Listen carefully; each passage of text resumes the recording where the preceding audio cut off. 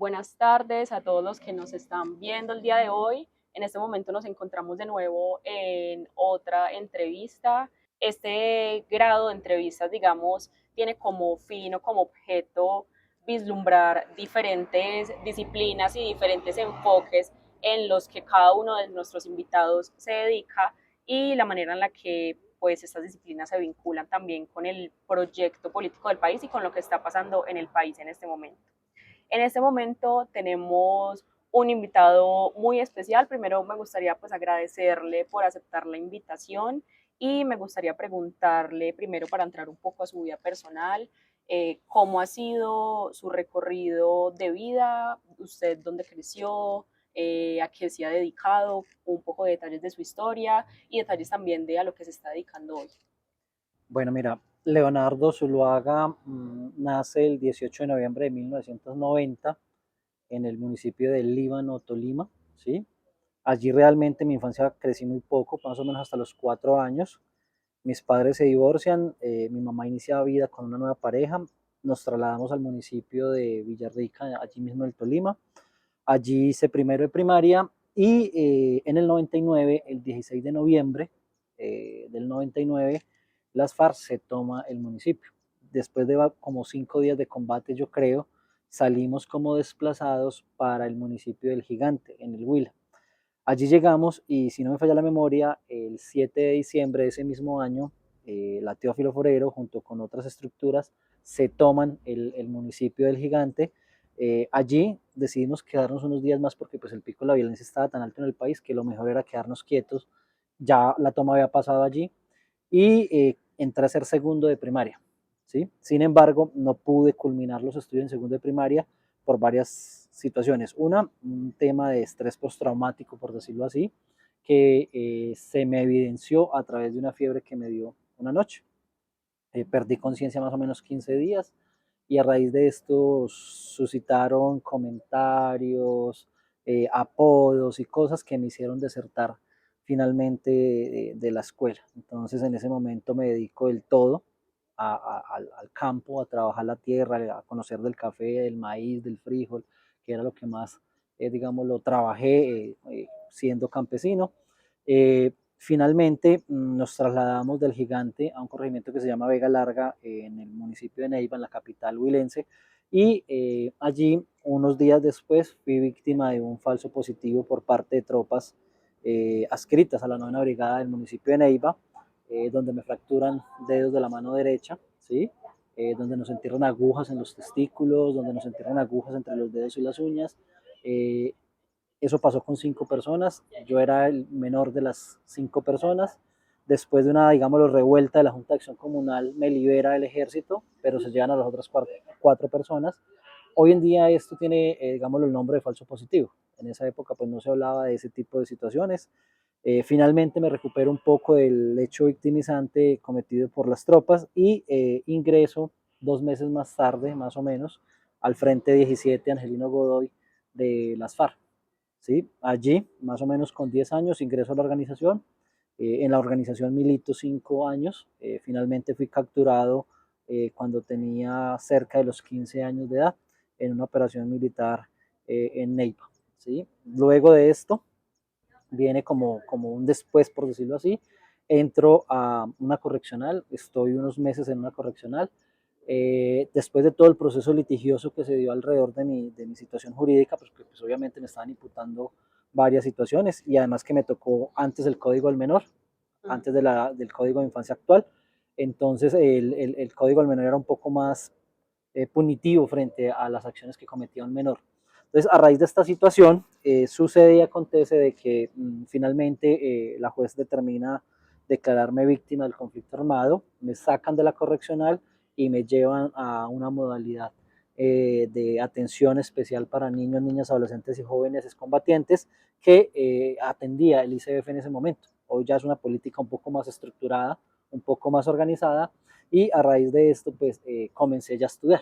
¿Sí? Ahí digamos lo comencé a hacer nuevamente la primaria, a nivelarme, comencé a hacer cursos en ese momento en mecánica de motos, en mecánica automotriz, en electricidad, como en esa línea. Eso fue en Cali. En Cali sufre una situación de seguridad el 3 de agosto del 2006 y a raíz de esta situación soy trasladado a la ciudad de Manizales a una modalidad que se llamaba Hogar Tutor en ese momento, que era operado por la Universidad de Caldas y el ICBF. Entonces, digamos lo que así fue como llegué a Manizales. Finalmente, estando acá ya en Manizales, pues continúo estudiando ya el bachillerato en un instituto de educación continuada para adultos. Luego, pues complementaba la formación en instituciones educativas de la ciudad y en el SENA para ir formándome. Sin embargo, siempre sentí que me hacía falta algo, ¿sí? Me hacía falta algo. Yo decía, me gusta lo que hago, pero siento que debo hacer algo diferente, algo más. Y comencé a cambiar mi perfil vocacional, ¿sí? Entonces comencé a volcarme un poco más a lo que tenía que ver con la comunidad, ¿sí? A trabajar con las comunidades. Entonces me comencé a involucrar con las juntas de acción comunal, con los consejos territoriales de planeación, con los movimientos estudiantiles, con una cantidad de cosas que se dan alrededor de lo social. Y desde allí dije, me gusta lo que hago y comencé a cambiar mi perfil netamente a lo social comunitario. Termino el bachillerato, entro a la Universidad de Caldas a estudiar Administración Judicial y a la par, digamos, lo que llega a mi primera experiencia laboral en una fundación. ¿Sí? Entonces, digamos, fue algo muy bonito porque estaba educándome, formándome, pero también a la par estaba desarrollando lo que quería y trabajando en lo que quería, que era lo social, lo comunitario. Yo trabajé en su momento en la Fundación Cruzada Social, cerca de 6 años como coordinador de proyectos misionales y fue una experiencia muy bonita porque fue trabajar con todos los niños de la Comuna 2 o la Comuna San José en un momento de transición, cuando las élites de la ciudad lo que hicieron fue de una otra forma desplazar de sus hogares a la periferia a todas esas familias que habitaban allí en la Comuna San José. Un proyecto fallido que hoy, cerca de 15 años después, pues vemos los resultados, ¿sí? Sin construir, sin mejorar la calidad de vida a nadie, pero sí por el contrario un elefante blanco que hoy el actual mandatario quiere revivir. Es más o menos así se dio el fenómeno. Posteriormente a esto, pues también fue llegando la familia, llegó mi primer hijo, todo el asunto. Eso comenzó a cambiar las obligaciones, a trabajar un poco más, sin embargo, lo social siempre estuvo allí.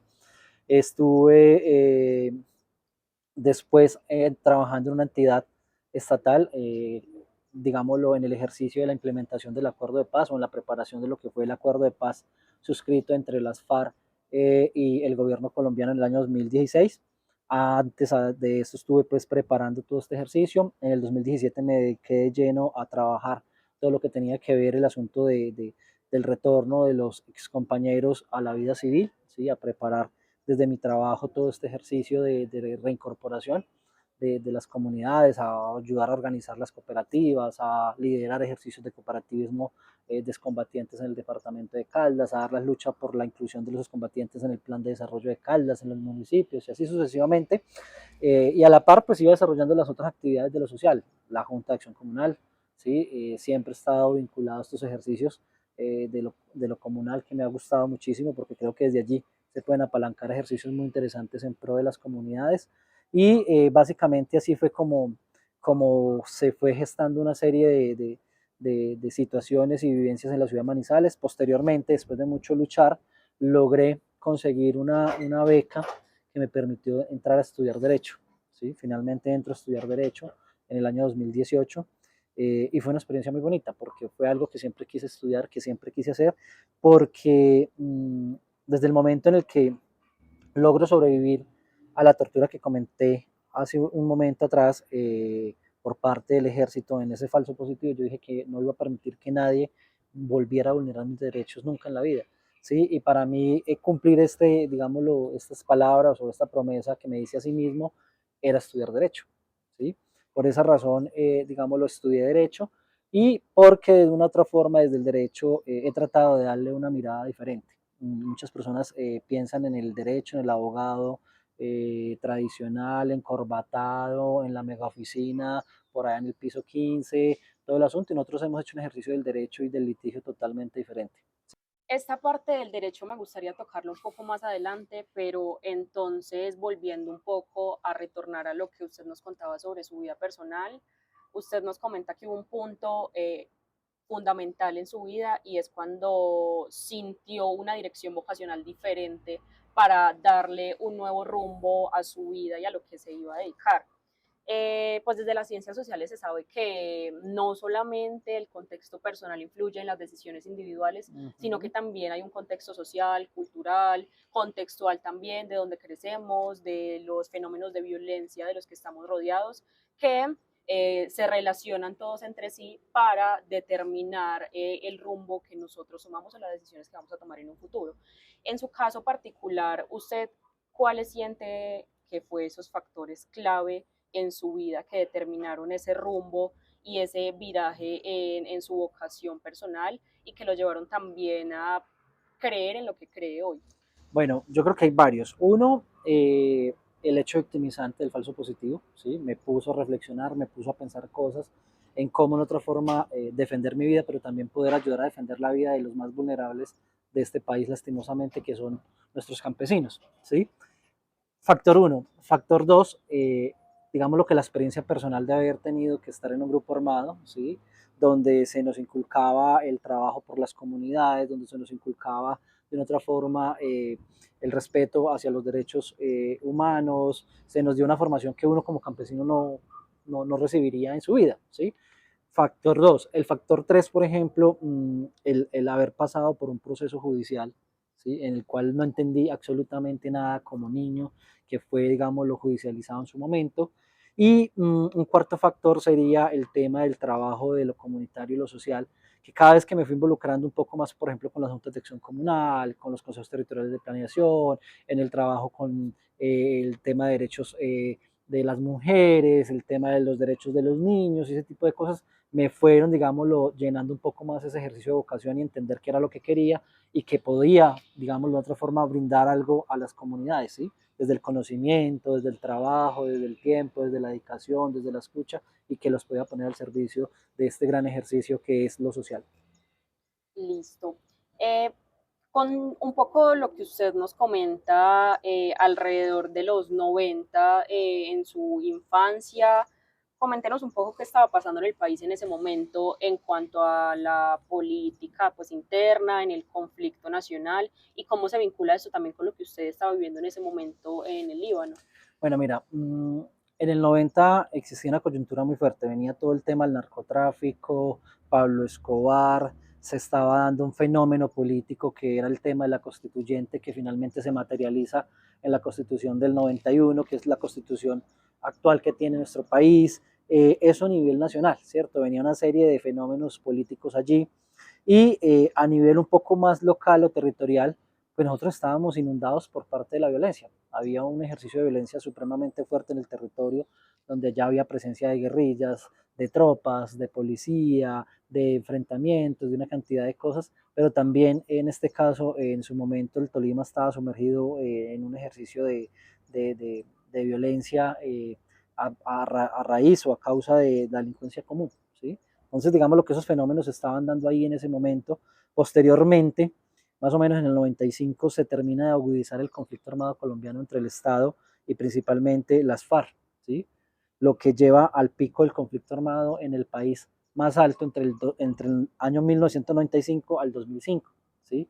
Donde más muertos existieron, más tomas, más enfrentamientos, más mutilaciones, más campos minados, una cantidad de elementos que trajo con ellos o que trajo con ellos la guerra, el aumento de secuestro, y una cantidad de cosas que se daban allí en este fenómeno del país, la corrupción que siempre ha acompañado al país todavía más disparada en esta época del 95 al 2005 más o menos. Digamos lo que eso de una otra forma, pues también lo hacía uno reflexionar sobre en qué lado uno podría o quería estar, ¿sí?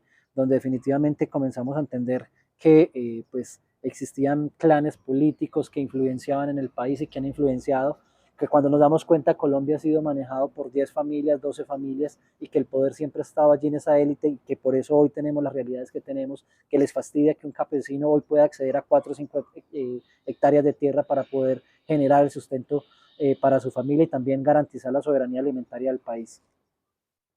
Leonardo, también en cuanto a lo que nos comenta del conflicto y de la violencia que usted personalmente vivió en su territorio y que eso lo llevó precisamente a desplazarse por diferentes zonas del país, ¿usted de qué manera ha visto esa evolución o ese cambio del conflicto interno colombiano? porque si bien sigue presente, pues ha tenido unos cambios fundamentales en lo que es su funcionamiento y en lo que han sido, digamos, los agentes principales que están dentro de este conflicto. ¿Qué podría destacar usted de ese cambio fundamental en lo que es el conflicto colombiano ahora y lo que fue en ese momento de los 80s, 90s? Pues bueno, mira, yo creo que hay varios fenómenos. Uno, en los 80 un conflicto muy, digámoslo, financiado por temas de narcotráfico principalmente, ¿sí? Unas estructuras, digámoslo, a la deriva, haciendo lo que consideraban que era lo justo, pero para ellos. Luego viene una ola de guerrillas en el país donde se fortalecen grupos, en este caso como FARC, ELN, EPL, las guerrillas guevaristas, una cantidad de cosas que después comienzan un declive y que finalmente ese declive termina, digámoslo, sobreviviendo o fortaleciéndose FARC, ELN, que terminan sosteniéndose con el paso del tiempo en una guerra mucho más hostil, ¿sí? Mucho más hostil militarmente, esta guerra de guerrillas, y posteriormente, pues vienen los ejercicios de, bueno, miremos a ver cómo podemos normalizar el país un poco a través del diálogo, se intentan varios, digámoslo, posibles diálogos, conversaciones, se supone que uno de esos más recientes fue el con las autodefensas en el año 2002, ¿sí? Que de una otra forma ayuda a bajar un poco el grado de la violencia en el país, se siguen haciendo esfuerzos para minimizar esos impactos de la violencia y pues de una otra forma llega más tarde los diálogos finales con las FARC, que ya habían sido fallidos en el año 2000 en el periodo con Pastrana, pero que ahora se ven con mejores ojos y se logra avanzar. Sin embargo, al no contar con una serie de garantías que debió haber tenido el proceso de paz que se suscribió entre las Fuerzas Armadas Revolucionarias de Colombia, FARC, y el gobierno, pues, que ocasionó que de una otra forma pasara lo que, digamos, los expertos y los que hemos trabajado en asuntos de conflicto esperábamos, y era que existiera el resurgimiento de pequeñas estructuras que hoy se han ido fortaleciendo sin duda alguna, y que esas pequeñas estructuras iban a terminar siendo quizás un poco más peligrosas, un poco más reactivas que la misma estructura de FARC integralmente. ¿Por qué? Pues porque había una unidad de mando, había una jerarquía, había una unidad frente a los criterios. En todas las estructuras que tenemos en la actualidad, pues es difícil. Cada quien hace lo que considera, cada quien hace lo que quiere, y por eso hoy, digamos, lo que los que más sufren es el campesino, que hoy está en medio de las hostilidades del conflicto, que intenta reavivarse. Y algunos le echarían la culpa al presidente Petro, pero no, esto viene mucho más atrás, ¿sí? Lo que estamos viviendo hoy es un fenómeno que se cimentó y se germentó en el periodo constitucional de Duque, que no le dio cumplimiento a los acuerdos de paz y que lo que terminó generando fue una cantidad de situaciones que terminaron permitiendo que se reestructuraran nuevas organizaciones y que esas estructuras que fueron reestructuradas, valga la redundancia, en ese momento, pues no fueron, digámoslo, neutralizadas, sino que por el contrario se les dejó avanzar. Aparte que avanzaron, se fortalecieron con un discurso que adoptaron de las guerrillas antiguas, pero que realmente hoy terminan siendo en su gran mayoría grupos que no corresponden a los idearios revolucionarios del movimiento social en Colombia y en el mundo. Leonardo, también un poco un punto de convergencia entre lo que ha sido esta conversación han sido los diálogos de paz, los diferentes intentos de paz en el país, presenciados especialmente por usted, el de Pastrana, el de Álvaro Uribe, pues el periodo de Duque, que no hubo muchos avances, pero pues que también fue un presidente presente, y actualmente Gustavo Petro. ¿Usted de qué manera ve estos avances y estos retrocesos en términos de los diálogos de paz en estos diferentes periodos presidenciales? Sabíamos que dialogar no iba a ser fácil y construir paz a través del diálogo no va a ser fácil. Un pequeño ejemplo es si a veces dialogar con nuestros seres queridos como pareja, madre, hijos y demás resulta difícil, pues en un diálogo político, filosófico y de guerra, pues no es tan fácil, es aún más complejo. Sin embargo, siento que se han dado pasos y siempre voy a acompañar y voy a celebrar todo aquel ejercicio que por mínimo sea que conduzca a la paz de manera dialogada. Ahora bien, hemos tenido avances, sí, hemos tenido unos avances muy interesantes, sobre todo en el periodo actual del presidente Petro, entendiendo que una de las principales causas de la lucha en Colombia fue precisamente la defensa del territorio, la protección de los terrenos de los campesinos, ¿sí? Que fueron arrebatados a través de diferentes señuelos jurídicos por las élites del país, y pues que hoy, gracias al gobierno Petro, se han devuelto cerca de 800.000 hectáreas de tierra a los campesinos, a quienes realmente la trabajan, a quienes realmente la necesitan. Hoy se están apalancando proyectos que tienen, digámoslo, interés, ¿sí? Estamos viendo diferentes trenes que están comenzando a marchar nuevamente, a bajar costos, ¿sí? Tenemos hoy, digámoslo, la alegría de que el país está volviendo a producir sus propios alimentos. Muestra de ello es cómo de una otra forma, al producir nuestros propios alimentos, al que el campo vuelve a ser ese ente articulador y desarrollador del país, pues tenemos una inflación que viene bajando, ¿sí? Que viene bajando, y eso obedece a qué? A que estamos siendo competitivos, ¿sí? Creo que eso es supremamente importante, eso va a ayudar, porque es que no es solamente pactar unos acuerdos con quienes estuvimos en grupos armados en algún momento, es pactar con el país, ¿sí? Y pactar con el país implica devolver un poco de justicia y dignidad social a su gente, ¿sí? Devolver la esperanza. Hoy los abuelos están a puertas de ser beneficiados o están siendo beneficiados de subsidios del Estado, poblaciones tan vulnerables. Hoy los campesinos están accediendo a tierra, ¿sí? Hoy los estudiantes, bien o mal, están accediendo a la universidad con mayor facilidad. En varias partes del país están abriendo centros educativos como universidades. En el caso de Caldas, estamos hablando de la Universidad de Anserma. En el caso de Caldas, estamos hablando de un ejercicio interesantísimo que se está haciendo con la Universidad de La Paz en La Dorada, ¿sí? Permitiendo que hoy más jóvenes campesinos se puedan formar y puedan mejorar sus condiciones de vida, porque es que la educación lo que trae consigo es mejoramiento en la calidad de vida, no solamente desde lo económico, laboral, sino también desde lo profesional, personal, que tiene un ser humano. Leo, en cuanto también a una parte de su historia fundamental que usted nos contaba y es la llegada al derecho, ¿de qué manera entonces usted ha vivido este proceso ya con un antecedente en administración judicial y posteriormente en derecho, y cómo lo ha usado como una estrategia no meramente disciplinar o profesional, sino también en una estrategia de lucha para el país y de avance en términos sociales en lo que es el contexto colombiano? Bueno, mira, yo creo que hay varios fenómenos y uno de ellos es, uno, haber estado en la causa revolucionaria, ¿sí? Yo creo que eh, entregar el fusil o dejar el fusil no implica abandonar los idearios, ¿sí? Lo que implica es transformar ese ejercicio. Y dentro de ese transformar ese ejercicio pusimos el conocimiento y el derecho al servicio de las comunidades, ¿sí? Como lo hacíamos desde el ejercicio revolucionario en la montaña. Uno. Dos, influyó también el tema de estar involucrado en lo social, ¿sí? Yo le digo a la gente, antes de ser abogado, antes de ser administrador judicial, antes de muchas cosas, soy campesino, ¿sí? He sido líder social, y desde ahí, digamos, lo que apalanco mucho estos procesos que lideramos, no solamente en Caldas, sino en otros departamentos del país, como el Tolima, ¿sí? Como en el mismo Cauca, en otros escenarios donde, en el Valle del Cauca también, donde desarrollamos ejercicios de lo social y de lo jurídico.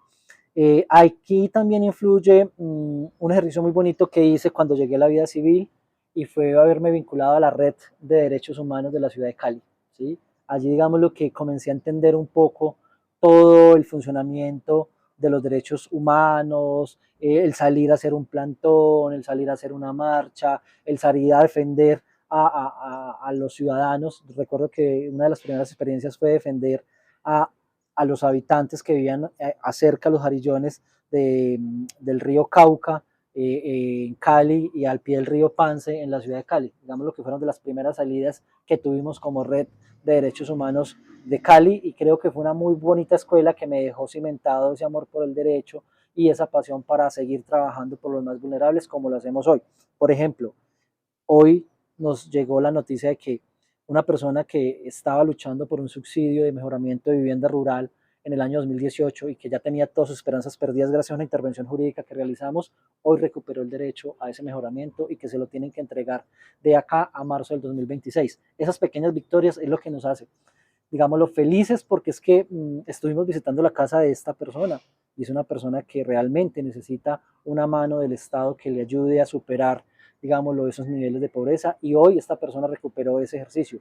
Hemos hecho un ejercicio del derecho como, por ejemplo, estamos recuperando la movilidad de la vía alterna de evacuación ante erupción volcánica del Nevado del Ruiz.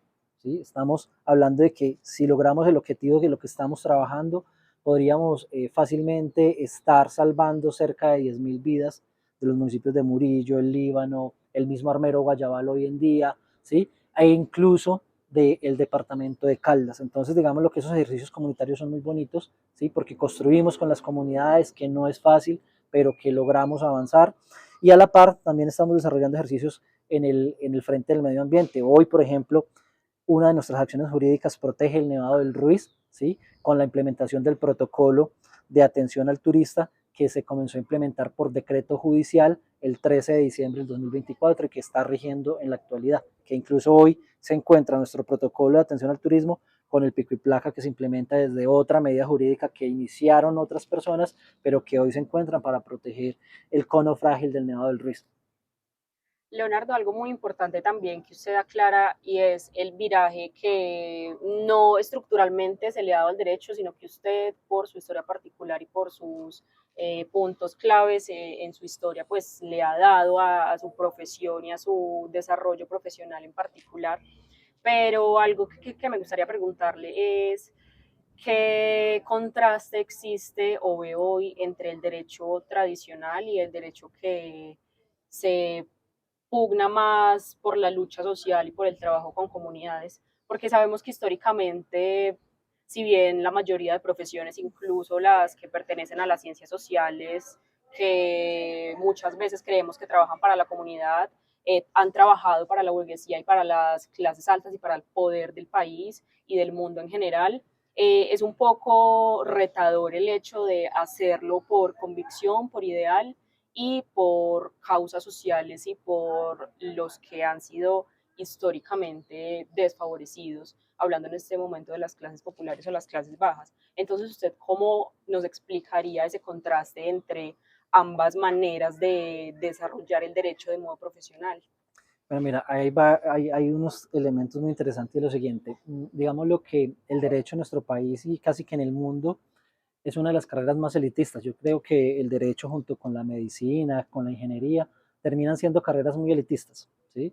Sobre todo el derecho. Entonces uno acostumbra a ver al abogado con su traje, su corbata, su maletín, en los tribunales, en los juzgados, en su mega oficina, en su mega carro, en su mega avión. Nosotros andamos a pie, nosotros andamos a lomo de mula, ¿sí? Nosotros andamos en carros que prácticamente nos dejan casi que de silla de ruedas después de bajarnos de andar las trochas en las comunidades, ¿sí? Entonces creo que ese ejercicio es muy interesante porque, digamos, lo que nos acerca a la realidad de ser seres humanos, ¿sí? De entender de que si la vida nos ha privilegiado con un poquito de, no sé, de oportunidad, de buena suerte o algo por el estilo, pues ¿por qué no regresar un poco eso a nuestras comunidades? ¿Sí? Yo, por ejemplo, duré 23 años sin ir a mi tierra y cuando regresé a mi tierra me dio mucha tristeza porque lo que vi fue que entré en una especie de retroceso, ¿sí? Donde yo decía, acá pareciera que fuera 1800,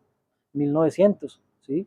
Donde el atraso que hay a nivel de infraestructura vial, de acueductos, de servicios públicos, pues uno dice, ¿qué pasó acá?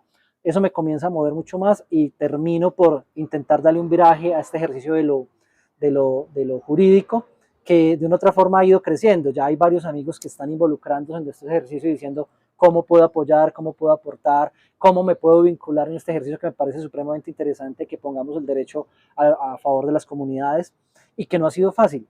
No ha sido fácil sobre todo porque la dirigencia política siente amenaza por el trabajo que uno desarrolla muchas veces desde lo legal, porque es que lo legal nos permite en otra forma hacer que las cosas se cumplan y que se cumplan como lo determina la ley, no como lo considera el político de turno, no como lo considera el político que está en campaña y una cantidad de cosas. Y por ejemplo, con eso sí que nos hemos estrellado porque esas élites políticas comienzan a perseguirnos. Caso concreto en el Tolima, siendo perseguidos por élites políticas poderosas que llevan en el poder 40 años y que no le han dejado sino pobreza al departamento. Similar en Caldas, donde hemos estado saliendo y acá nos encontramos con esas élites que nos señalan, nos apuntan, nos levantan falsas teorías y una cantidad de cosas que lo que hacen es, digámoslo, intentar opacar el ejercicio que venimos haciendo desde el derecho a lo social. Yo diría que el derecho debería tener una rama más allá de lo civil, administrativo, penal y demás, y debería ser una rama de lo social, donde los abogados trabajemos realmente de la mano de las comunidades y con las comunidades, porque es que debemos de ir allá, porque allá es donde realmente hay vulneración de derechos y es allí donde debemos entrar nosotros a ayudar a acompañar a estas comunidades para que dejen de ser comunidades vilipendiadas y que puedan resurgir y comenzar a ser comunidades que repotencialicen la calidad de vida de sus habitantes. Leo, finalmente me gustaría preguntarle, desde su historia como actor en el conflicto armado en la historia colombiana, desde su papel como abogado, pero desde su papel también como ciudadano, ¿cómo ve el panorama político que se viene para Colombia? Sabemos que este fin de año y lo que viene para 2026 es un año y un periodo clave para el panorama político colombiano. ¿Y cómo podría hacer usted un balance de lo que está pasando y de lo que se puede venir para el país? Bueno, lo primero es, yo creo que Colombia no estaba preparada para tener un presidente como el presidente Petro. A Colombia le falta, ¿sí? Yo creo que el presidente Petro hoy en la actualidad nos ha enseñado la importancia de la dignidad, la importancia de creer, la importancia de soñar, la importancia de defender con criterio los ideales, ¿sí? Hoy lo vemos, Estados Unidos hace menos de 24 horas echó hacia atrás una serie de aranceles que le habían puesto a Colombia, ¿sí? Pues sencillamente Colombia se fue a buscar nuevos mercados y le demostró que no nos íbamos a arrodillar ante sus, digámoslo, intimidaciones como matonero del mundo, porque básicamente hoy Estados Unidos es eso, se cree el papá del mundo. Hoy nuestro presidente demostró que no nos arrodillamos y que tenemos desde lo social, desde lo jurídico, desde lo mercantil, tener nuevas estrategias que nos permite crecer como país y que no necesariamente tenemos que arrodillarnos ante un solo, digámoslo, aliado estratégico que sería Estados Unidos. Eso es lo primero.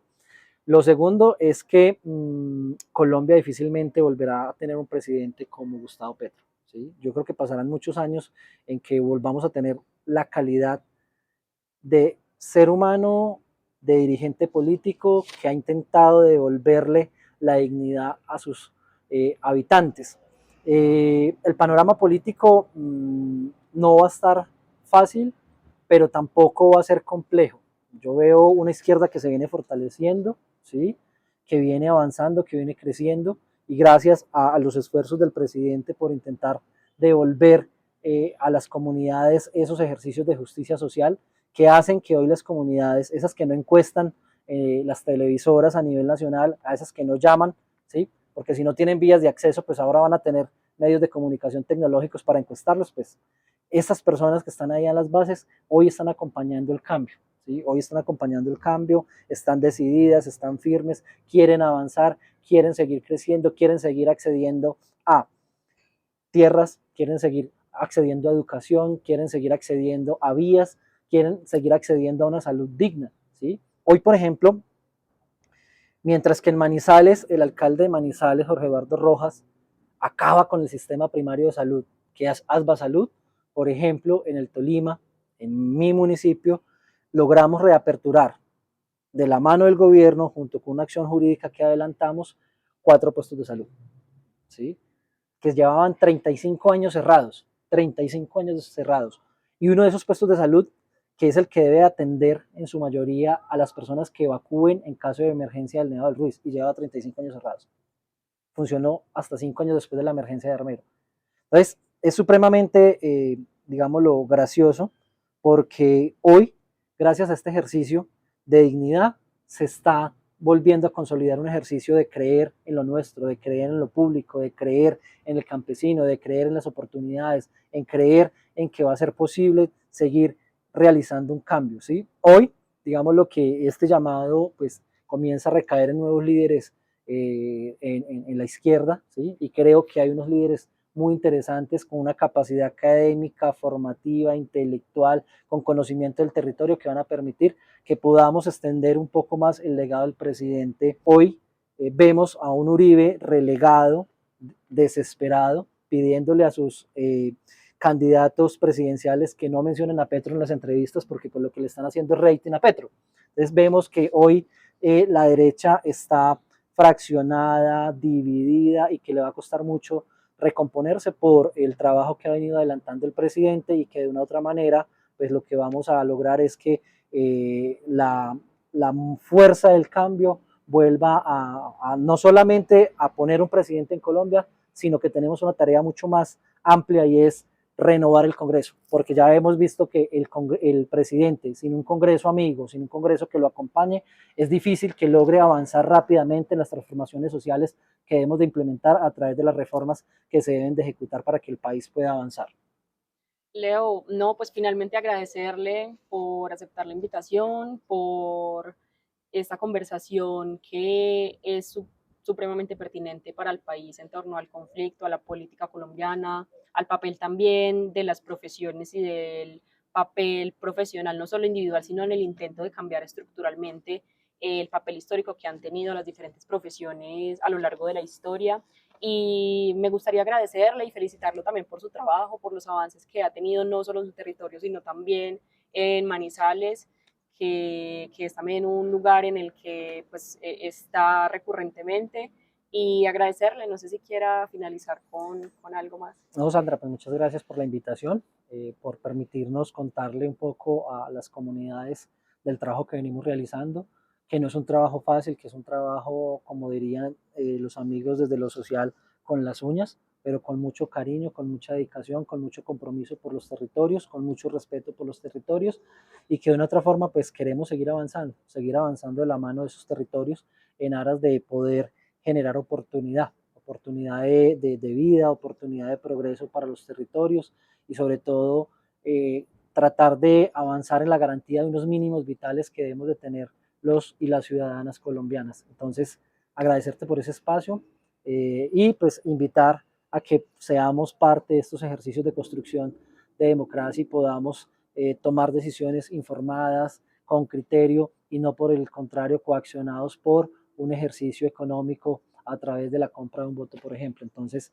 súper invitados a que podamos avanzar en la construcción de esa Colombia que viene cambiando y a los profesionales y a los nuevos profesionales, pues que demos un poquito de nosotros. ¿Sí? Yo creo que no nos quita nada el poder aportar un poco de nuestro conocimiento, de nuestra ayuda, de nuestro apoyo a las comunidades que hoy lo necesitan. Hoy las comunidades necesitan apoyo desde la psicología, desde el trabajo social, desde el derecho, desde una cantidad de cosas que nos hemos encontrado en el territorio.